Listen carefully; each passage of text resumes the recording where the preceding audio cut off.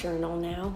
I know, I'm very put together, on trend, 2 years behind or so, but still on it. Anyways, today is a workout day and I have some very exciting announcements to make, so I'm gonna voice over the workout, talk about what I'm training for now, which it's a half marathon, and when that race is and what's coming up after that too, because I actually have 2 races on the schedule. So yeah, lots going on, much to be excited about. And in addition, my sister and brother-in-law flew into town last minute, so they're visiting. So we'll have a fun group today. Should be a good time.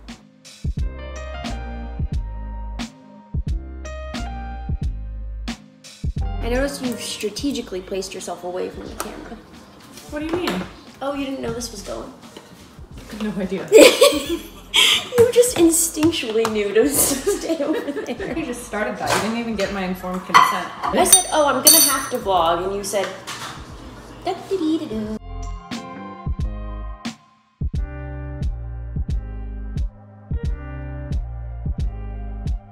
Connor, how you doing? Just doing my... Just rolling, not flexing. Not flexing at all. I really enjoy biking.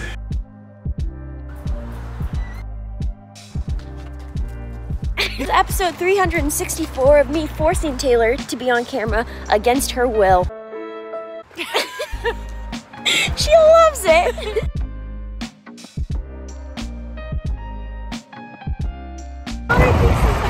Welcome to the real fun show, baby! Woo!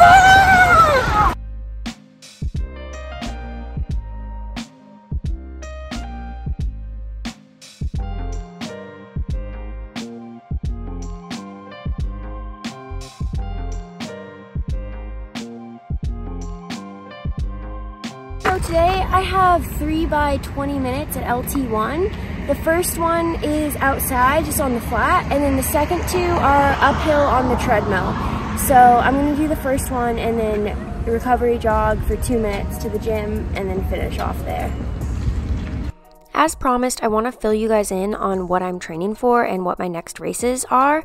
So the next race that I'm going to be doing is Pikes Peak Ascent, which is on the 16th, and it is 13.3 miles long with 7,800 feet of vertical gain, which is pretty crazy. I have never done a race with anything near that much vertical gain. LT1 is so nice. Literally just like go at a pace that feels fast but isn't hard. It also starts at altitude, so it gets up to over 14,000 feet of altitude total. So it's gonna be really interesting. I don't feel like I'm super prepared for this race, but I'm also not super underprepared. I just think that there are a lot of unknown factors, so it could go really well or it could go not great. We're having a great time.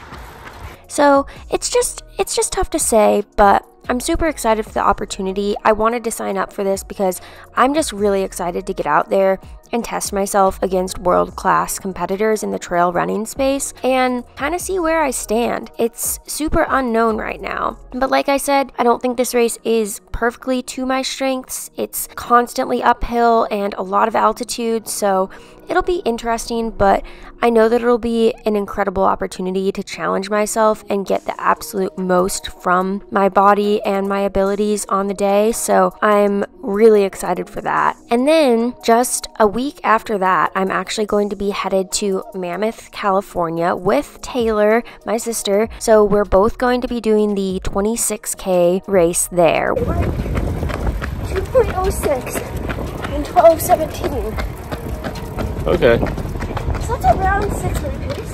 Which has over 4,000 feet of vertical gain and is about 16 miles long.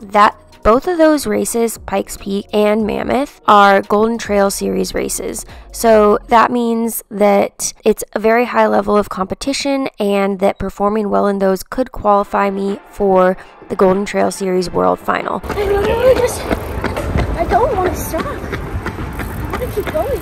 which would be really cool, but my goal right now really is to just focus on the individual races and not so much what those mean. I realize that doing a 13-mile and a 16-mile race in the span of 1 week is a lot, but I think that I'm prepared for it with all of the time on feet and mileage that I did while I was in France.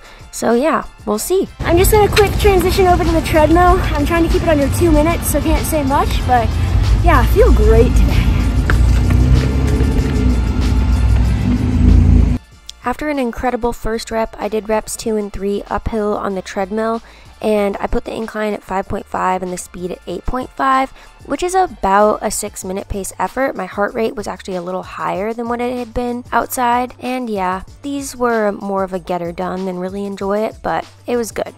Then I just ran home as a little cool down and actually got a total of 14 miles on the day, so very solid workout, and then it was time for brunch. Brunch time! Really good at this.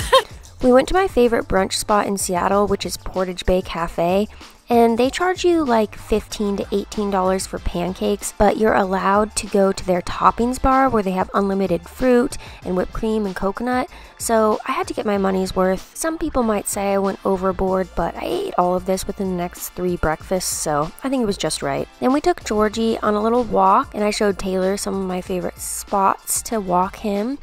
And later in the day, I did just a short shakeout on the bike to get the blood flowing, nothing hard at all, and then some stretching and core, and it was a solid day of training. The next morning, I did a long bike ride, and this is a staple of my training for these longer trail races. I obviously wish that I could just be doing long runs every weekend. Like last weekend, I did a 31-mile ultra marathon, and it was one of the best days of my life. Loved every second of it, other than when I took a wrong turn. But I know that I'd get injured if I regularly incorporated that long of long runs. So I usually do an actual outdoor long run every 2 to 3 weeks. And on the other weekends, I am doing long efforts on the bike or the elliptical. And I can still get a lot of aerobic benefit and muscular endurance from this without all of the impact. So yeah, that's what we do. And this is just me being really dramatic, acting like I just went to war for my country after my bike ride. And that's all for now, folks.